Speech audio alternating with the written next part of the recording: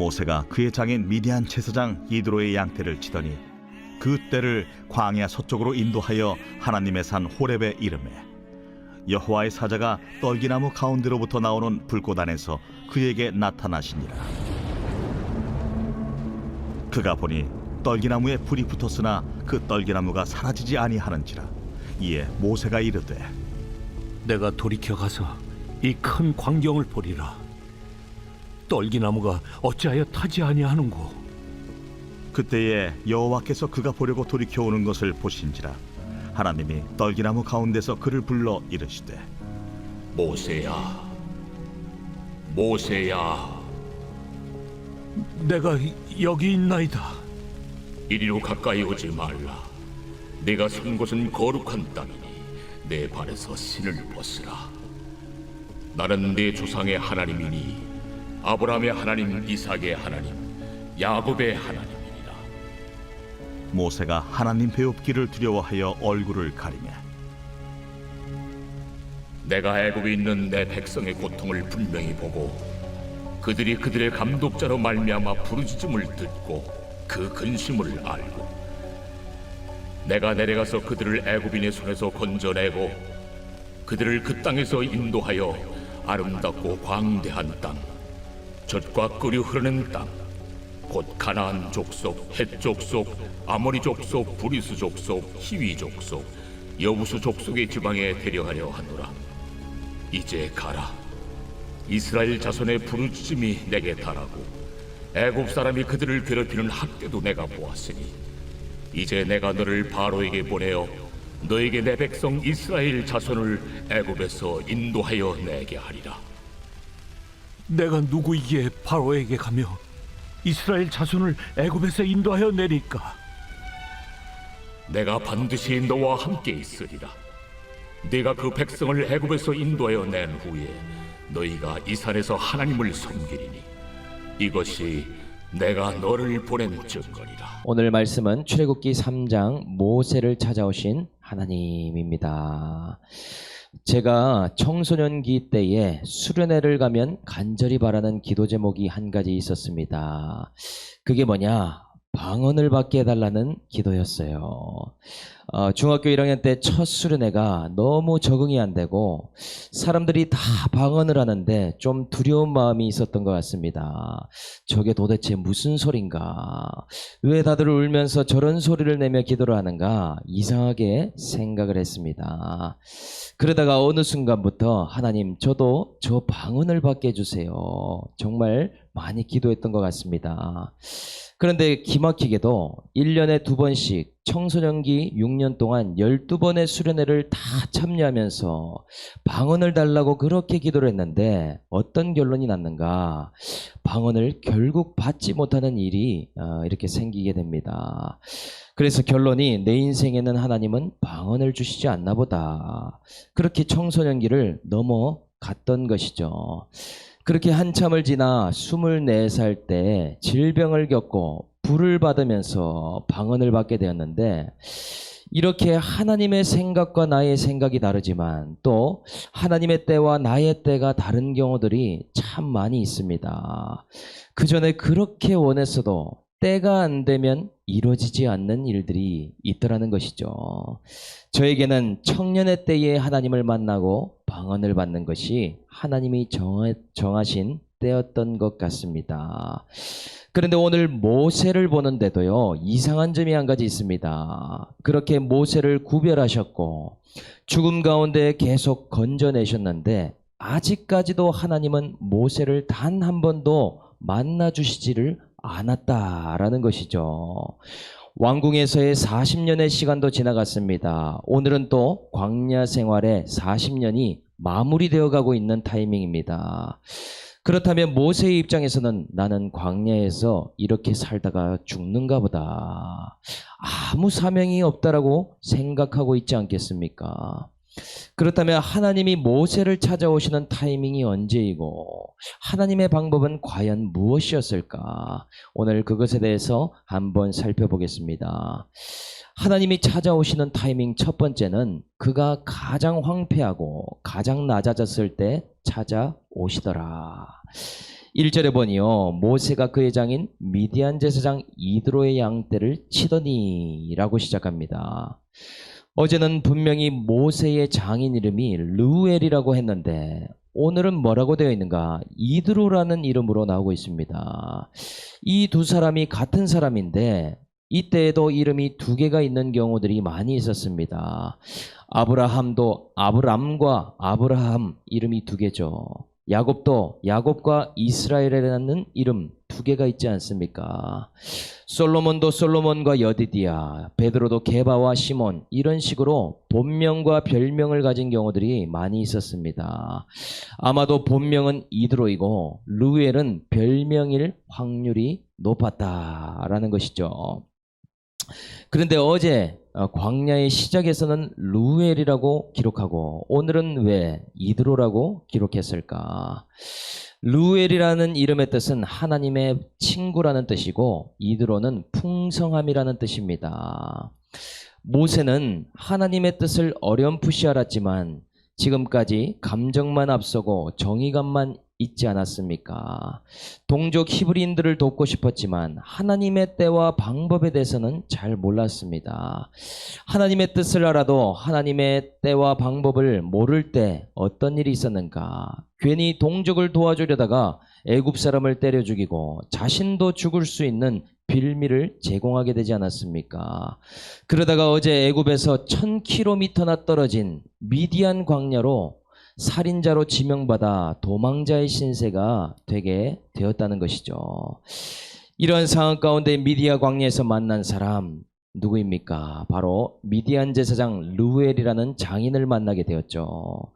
그런데 미디안 광야에 웬 제사장이 있는가? 이게 무슨 뜻인가? 아브라함의 후처 중에 그드로라는 여인이 있었는데 그가 낳은 아들이 바로 미디안이었습니다. 이때에는 미디안도 하나님을 알고 하나님을 믿는 자였다는 것이죠. 하나님은 모세를 택하기 전부터 아브라함의 아들인 미디안을 광야로 보내서 준비하고 계셨음을 알 수 있습니다. 하나님과 동행하는 법, 예비된 사람을 모세가 만나게 된 것이죠. 그 광야에서 이드로의 양을 치면서 깨닫게 되는 것들이 있습니다. 지금까지 한 번도 해본 적 없는 일을 40년 동안 하게 되면서 어떤 것을 깨닫게 되느냐? 이집트에서 가장 천박하게 여기는 직업이 바로 목동이었다고 합니다. 한순간에 왕자에서 목동으로 전락해버린 인생, 그 인생이 모세의 인생이더라는 것이죠. 양떼를 치다 보니 어떤 것을 깨닫게 되는가? 양이 보기에는 순해 보이지만 고집이 얼마나 센지 모릅니다. 양은 게다가 성격이 못돼 먹어서 겨울에 추우면 다른 양들이 따뜻할까봐 일부러 떨어진다고 해요. 여름에는 다른 양들을 쪄 죽일 셈인지 일부러 가까이 붙는 것이 양입니다. 그리고 냄새가 얼마나 고약한지요. 양치기가 가장 천박한 이유가 양의 냄새가 온몸에 배어서 근처에 사람이 가기가 힘든 그런 정도라는 것이죠. 하나님은 모세를 이렇게까지 낮추고야 마십니다. 양을 치면서 무슨 꿈이나 비전을 가질 수가 있을까? 전혀 가질 수가 없는 시간인 것이죠. 과거에는 자기 때를 가지고 덤벼보고 자기 방법과 자기 열심으로 덤볐는데 이제는 그런 것들로는 안 되는구나. 그것을 자연스럽게 깨닫는 것이 이 광활한 미디안 광야다라는 것입니다. 그런데 미디안 광야는 말이 광야지 그냥 사막과도 같습니다. 풀 한 포기도 없고 물도 찾기가 어려운 것이죠. 그날도 양을 치다가 보니 어디까지 가게 되는가? 오늘 보니까요. 하나님의 산 호렙에 이르렀다. 호렙이 어디냐? 바로 오늘날의 사우디아라비아 지역을 말하는데 미디안 광야 서쪽에 있는 버려진 땅이고 사람이 잘 가지 않는 곳입니다. 호렙의 뜻마저도 황폐라는 뜻이더라. 워낙 끝없는 광야다 보니 풀과 물을 찾다 호렙에까지 들어가게 된 것입니다. 양을 치는 것도 내 힘으로 잘 안 되다 보니 황폐한 가운데에 어떤 일을 만나게 되는가? 2, 3절에 신기한 현상을 발견하게 됩니다. 떨기나무가 보이는데 그 떨기나무에 불이 붙기 시작합니다. 하더라는 것이죠. 사막이니 나무에 불이 붙는 일들도 많이 있었습니다. 그리고 이 사막에 떨기나무는 너무나 흔한 나무였습니다. 그런데 오늘 좀 이상한 점이 있다라는 것이죠. 그것이 뭐냐? 떨기나무에 불이 붙으면 보통은 두 가지 현상으로 결론이 나게 됩니다. 하나는 불이 붙어서 떨기나무를 순식간에 다 태우고 재로 변하게 만들거나, 다른 하나는 불이 붙다가 태우지를 못하고 그냥 꺼져버리는 현상으로 결론이 지어지죠. 그런데 이상한 점은 불이 사라지거나 나무가 사라져야 되는데 불이 붙은 그 상태로 나무도 타지 않고 불도 꺼지지 않는 이상한 일이 있더라는 것이죠. 그래서 너무 신기하니 오늘 모세가 어떻게 했다고 합니까? 내가 돌이켜 가서 이 큰 광경을 보리라. 3절에 기록합니다. 돌이켜 가서 이게 도대체 무슨 일인지를 한번 봐야 되겠다. 이렇게 마음을 먹고 있더라는 것입니다. 그런데 하나님도 이때를 기다렸던 것 같습니다. 4절에 그가 보려고 돌이켜 오는 것을 보신지라. 모세가 이게 무슨 일인가 돌이켜 볼 때에 하나님도 주목해서 모세를 보고 있더라는 것이죠. 우리가 하나님의 일과 하나님의 뜻에 돌이켜 보려고 할 때 하나님이 집중해서 보신다라는 뜻입니다. 이것이 우리의 삶에 하나님이 역사하는 방법이죠. 내 삶이 황폐한 땅으로 들어갈 때 너무나 낮아진 시간 속에 내 힘으로 하나 할 수 있는 것이 없는 그때에 도대체 하나님이 하시는 일이 무엇인가? 내 삶에 이상한 일이 일어났는데 하나님이 어떤 일을 지금 역사하고 계시는가? 말씀으로 돌이켜보는 그 순간에 하나님은 굉장한 관심을 가지고 우리를 지켜보시더라는 것이죠. 우리가 큐티를 할 때도 말씀을 들을 때에도 이러한 일들이 있다는 것을 우리는 이해해야 됩니다. 그때에 말씀하시죠. 모세야 모세야. 하나님은 한 번이 아니라 두 번을 부르고 계십니다. 두 번을 부르는 것은 우연이 아니라는 것을 알려주시죠. 하나님이 모세를 쓰시기로 확정하셨고 비로소 광야의 40년을 보낼 때 하나님 마음에 합한 상태로 통과되었음을 알려주는 표현입니다. 사무엘을 부를 때도 사무엘아 사무엘아, 바울을 부를 때도 사울아 사울아 네가 어찌 나를 핍박하느냐. 하나님은 부르실 때에 꼭 두 번씩 부르시는 일들이 있었죠. 황폐하고 가장 낮아진 고난의 때에 영적인 청각과 영적인 시각이 가장 예민한 것을 모세를 통해 볼 수 있습니다. 이것을 듣고 모세가 뭐라고 하느냐? 내가 여기 있나이다. 바로 하나님 바로 저예요. 저 여기 있어요. 하나님이 부르실 때 많은 말이 필요 없죠. 이 새벽에나 말씀을 들을 때 아침에 기도할 때도 하나님 오늘 제가 여기 있습니다. 이것이 바로 기도의 이런 내용이 아닙니까? 애굽에 가장 권세가 많을 때 쓰지 않고 또 사람들을 재판을 잘할 때 하나님은 쓰시지 않으시죠. 그때는 자기도 죽고 남도 죽일 수밖에 없습니다. 내가 새파랗게 살아있을 때 할 수 있는 것은 돌로 쳐서 죽일 수밖에 있는 일밖에 없다는 것이죠. 그런 모세에게 이제는 하나님이 나타나셔서 부르시더니 이제는 신을 벗으라. 네가 선 곳은 거룩한 땅이다. 이런 말씀을 하고 계십니다. 그 당시에 신의 의미는 두 가지가 있는데 한 가지는 집에 초대받을 때 특히 가장 깊은 안방이나 내실로 초대받을 때 신을 벗게 됩니다. 그만큼 가까운 친구로 깊은 교제를 하고자 할 때 그런 초청함을 받을 때에 신을 벗게 된다라고 말할 수 있습니다. 또 다른 신의 의미는 신분이나 인격을 의미합니다. 하나님 앞에서는 지금까지 어떤 신분을 가졌든지 어떠한 성품과 의를 다 내려놓고 하나님 앞에 서야 된다라는 것을 의미하는 것이죠. 그때부터 하나님의 사명이 시작되는 것입니다. 폐허 같은 곳이라도 하나님을 만나는 곳이 가장 거룩한 곳이죠. 내가 날마다 가는 직장과 내가 있는 가정이 황폐해 보여도 말씀을 붙들고 그 자리에 서 있으면 그곳이 거룩한 곳으로 바뀌어져 가게 되는 것을 우리는 깨닫게 됩니다. 하나님께서 이스라엘 민족을 가나안 땅에 넣어서 그곳을 거룩한 땅으로, 거룩한 나라로 세워가듯이 하나님이 일하시는 방식이 그렇다는 것이죠. 나 한 사람을 세상 신을 벗기고 초청함으로 회개를 통하여서 황폐한 그곳에 보낼 때는 거룩하게 만들겠다라는 의지가 있다라는 사실입니다. 매일 말씀 묵상으로 가시떨기와 같은 내 인생에 불 붙는 것 같은 현상을 기이하게 관찰하고 보는 것이 바로 말씀 묵상이죠.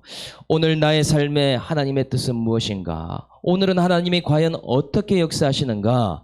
말씀을 붙들고 돌이켜볼 때에 하나님의 초청을 날마다 받게 된다라는 것입니다. 이러한 거룩한 초대가 오늘 저와 여러분의 삶에도 임하기를 주님의 이름으로 축복합니다. 두 번째, 하나님의 방법은 분명한 계획과 사명을 알려주고 보내시더라라는 겁니다. 7절에 여호와께서 내가 애굽에 있는 내 백성의 고통을 분명히 보고 그들이 그들의 감독자로 말미암아 부르짖음을 듣고 그 근심을 알았다라고 기록합니다.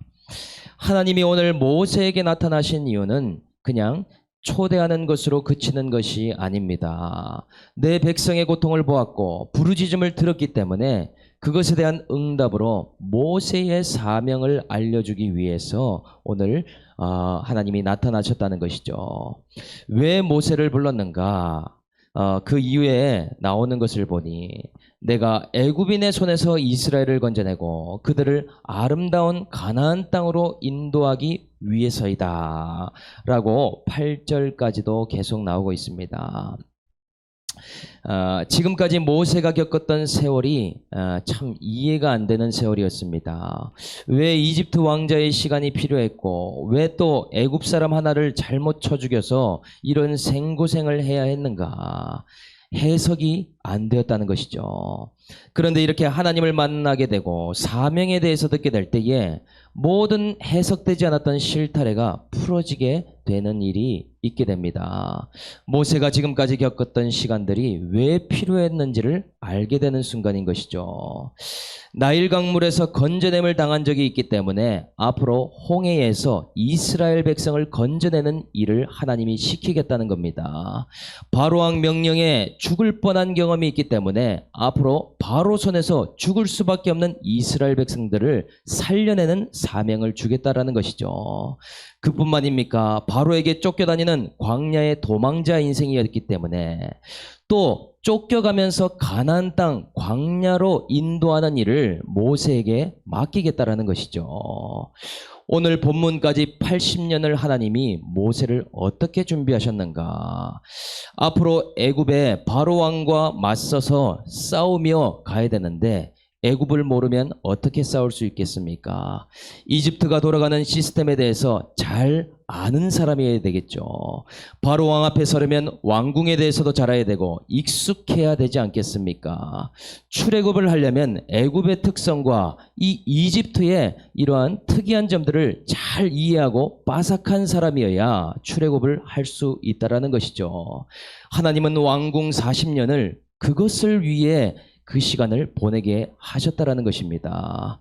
그렇다면 광야 40년은 또 왜 보내게 했을까? 앞으로 이스라엘 백성들을 가나안 땅으로 인도하려면 광야에 대해서 전문가여야 됩니다. 이 광야의 특성이 무엇인가? 광야의 어려움을 밤낮으로 경험한 사람이어야 되더라는 것이죠. 광야에서 하나님을 만나고 하나님을 찾고 구하는 실력이 대단하지 않으면 이 40년을 버틸 수가 없기 때문입니다. 그렇지 않으면 광야는 그야말로 죽음의 장소가 되기 때문이죠. 그렇기 때문에 애굽 왕자 40년과 광야 40년을 연단하고 훈련을 하게 하신 이유더라. 요셉도 그런 비슷한 고백을 하지 않았습니까? 하나님께서 나를 먼저 이곳에 보내셔서 당신들을 살리도록 역사하셨나이다. 세상 부귀를 경험해도 그것이 사명과 연결되어 있고 죽을 것 같은 고난을 경험해도 그것이 사명과 연결되어 있다는 사실을 우리는 모르고 살아가더라는 것입니다. 잠깐 저희 얘기를 하면 참 저도 질병의 죽음의 환경이 아니었다면 광야로 나와서 양을 칠 사람이 아님을 이 말씀을 보게 보면서 알게 됐습니다. 쫓기고 쫓겨서 살려고 발버둥 치다 보니 도망자처럼 신학을 하게 되었고 양을 치는 목회의 길에 덜컥 들어서게 되었다라고 말할 수 있는 것이죠. 그리고 르우엘과 같은 하나님의 벗, 이 우리들 교회 김양재 목사님을 통해서 그 광야에서 어떻게 양을 치는 것인가, 하나님을 일상 가운데에 양치는 가운데에 어떻게 만나야 되는 것인가를 보게 하셨습니다. 그리고 그 황폐한 고난 가운데에 양들이 날마다 힘들어하는 그 가운데에 매일매일 하나님의 뜻을 돌이켜 살피는 것이 무엇인가 큐티를 통해서 배우게 하셨다라는 것이죠. 한편으로는 죽을 것 같은 고난으로 질병에 걸린 아픔이 무엇인지, 밑바닥 치는 인생이 무엇인지를 고통을 통해서 알게 하시고, 또 동시에 세상 성공과 인생의 목적을, 행복을 위해서 제가 살았기 때문에 애굽에서의 이 죄를 먹고 마시는 시간도 허락하셨다는 것을 나중에야 알게 되었습니다. 또한 결혼과 장인어른을 통해서 세상 무기 영화가 무엇인가, 인생에서 잘 사는 것, 물질의 권세와 세상 성공이 무엇인가를 뼈저리게 보게 하시더라는 것이죠. 애굽의 영광과 가치관 또한 보고 느끼고 깨달을 수 있는 시간을 하나님이 허락하심을 제가 해석하게 되었습니다. 이 모든 과정이 저의 부르심과 사명과 연결되어 있다는 것을 깨닫게 되었다는 것이죠. 오늘 저와 여러분에게 있는 것이 죽을 것 같은 고난이든지 아니면 세상의 영광이든지 그 시간은 반드시 필요하고 하나님이 허락하신 이유가 있는 시간입니다. 하나님이 말씀하시는 나의 사명이 무엇인가를 발견할 수 있는 저 여러분들이 다 되시기를 주님의 이름으로 축복합니다. 마지막 하나님의 때와 방법은 세 번째, 내가 아무것도 할 수 없다라고 고백할 때 그때에 가라고 하신다라는 것입니다. 모세가 말하기 시작하죠. 11절에 모세가 하나님께 아뢰되 내가 누구이기에 바로에게 가며 이스라엘 자손을 애굽에서 인도하여 내리까. 40년 광야 생활을 거치며 모세의 모습이 많이 달라진 것을 우리는 확인할 수 있습니다. 하나님께서 가라고 하니까 뭐라고 대답합니까? 하나님, 내가 누구이기에 바로에게 가며. 하나님께서 가라고 하니 하나님, 제가 벌써 나이가 80입니다. 이제 애굽 왕자 때처럼 자신감도 없고 패기도 다 사라져 버렸습니다. 천박하기가 그지없고 초라한 목동인데 내가 무슨 일로 다시 애굽에 갈 수 있습니까? 내가 누구이기에 바로 앞에 설 일이 있겠습니까? 너무 기막힌 말씀을 하시니 몸둘 바를 모르겠습니다. 아무 근거도 아무 자신감도 없으니 하나님, 저 갈 수 없습니다. 이스라엘 백성들을 어떻게 건져낼 수 있겠습니까? 지금 그런 이야기를 하고 있더라는 것이죠. 이제는 본인의 이름의 뜻도 까먹을 정도로 나일강에서 건진받았던 일도 다 잊혀졌습니다. 죽었다가 살아나는 것조차 잊어버렸습니다. 애굽 왕자였던 과거도 다 생각이 나지 않을 정도의 타이밍이더라는 것이죠. 하나님이 쓰시는 자의 모습이 이렇습니다. 하나님, 나는 아무것도 아닙니다. 저는 도망자처럼 나와서 겨우 살았는데 사람을 보고 찾으셔야죠. 하나님, 실수한 것 아닙니까? 그러한 타이밍에 하나님은 쓰시기를 원하는데 하나님이 뭐라고 하십니까? 12절에 하나님이 이르시되 내가 너와 함께 있으리라. 하나님께서 일을 주시고 사명을 주실 때 그 근거와 자신감이 나에게 있을 때에는 하나님이 쓰시지를 않더라는 것입니다. 내가 뭔가 대단한 것을 하거나 엄청나게 열심을 내서 되는 것이 아니라 가라는 곳에 가면 역사가 일어나게 된다라는 것이죠. 하나님이 함께 하시면서 일을 이루어 가시겠다라는 것입니다. 그런 믿음으로 어디든 순종하면서 간다면 그러한 역사가 일어나게 되는 것이죠. 그러니 구원의 주체도 역사의 주체도 우리가 아닙니다. 우리는 순종하는 것일 뿐, 전적인 주관하시는 분이 하나님이 하신 일이다라는 것입니다. 하나님의 타임은 언제인가? 내가 할 수 있다는 생각을 버릴 때가 하나님이 쓰시는 때입니다. 그래도 내가 뭔가는 열심히 해야지. 그래도 내가 뼈 빠지게 수고를 해야지. 그것이 바로 하나님의 뜻은 알아도 방법과 때를 모르는 모양이라는 것입니다. 베드로가 아무리 밤새 그물을 다 던져보아도 타이밍과 방법을 몰랐죠. 빈배가 되었을 때 하나님이 타이밍과 방법을 알려주지 않았습니까? 오른편에 지금 던지라라고 말씀하시죠. 율법에 속한 자, 내가 열심히 한 것에 대한 대가를 받으려고 하고, 복음에 속한 자, 믿음에 순종을 할 뿐인데 일한 대가보다도, 일한 품삯보다도 훨씬 더 많은 값을 얻게 되는 것이 복음입니다. 오늘 저와 여러분의 열심이 아니라 나는 아무것도 할 수 없는 자라고 인정하고, 오늘 말씀하시는 그 때와 방법에 순종할 수 있는 저와 여러분들 다 될 수 있기를 주 예수의 이름으로 축복합니다. 적용 질문 드리겠습니다. 나에게 보쳐주신 하나님의 벗 루엘은 누구이고 내가 하나님의 뜻으로 돌이켜보려는 기이한 사건은 무엇입니까? 내 영광의 시간, 나의 고난의 시간은 어떠한 사명과 연결되어 있다고 오늘 말씀하십니까? 하나님의 뜻만 알고 타이밍과 방법을 모른 채 아직도 열심으로 덤비고 있는 내일은 무엇입니까? 오늘 말씀을 생각하면서 제가 한번 기도하겠습니다. 하나님, 눈이 어두운 양처럼 저의 길을 알고 온 것이 아닙니다. 지금도 애굽에서 죄와 악을 먹고 마시며 인생의 목적을 행복으로 살아갈 인생인데 또 그러한 애굽의 시간이 있었기에 뼛속 깊은 죄인임을 발견하고 고백하게 되었습니다.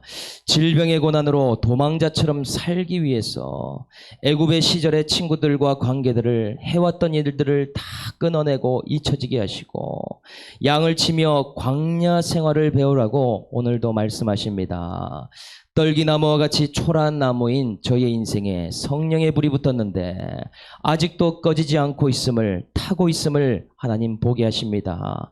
매일 말씀을 붙들고 하나님이 행하시는 일이 무엇인가를 돌아보면서 질병의 황폐한 땅에 있는 자들에게 말씀의 물을 주고 부귀영화와 세상 성공을 향해 달리는 자들에게 목자가 되어주라 하나님은 말씀하십니다. 나의 어떠한 고난 한 가지도 버릴 것이 없고 그들을 살리기 위해서 나를 먼저 보냈을 뿐이라는 것을 깨닫고 각자의 사명으로 나와 나는 할 수 없으나 하느님이 부르셨다면 그 방법과 때에 순종하기 원한다라고 그것에 순종할 수 있는 저희 세계비전교회 모든 성도님들 다 될 수 있도록 역사하여 주시옵소서. 감사를 드리며 우리를 구원하신 예수님의 이름으로 기도드립니다. 아멘.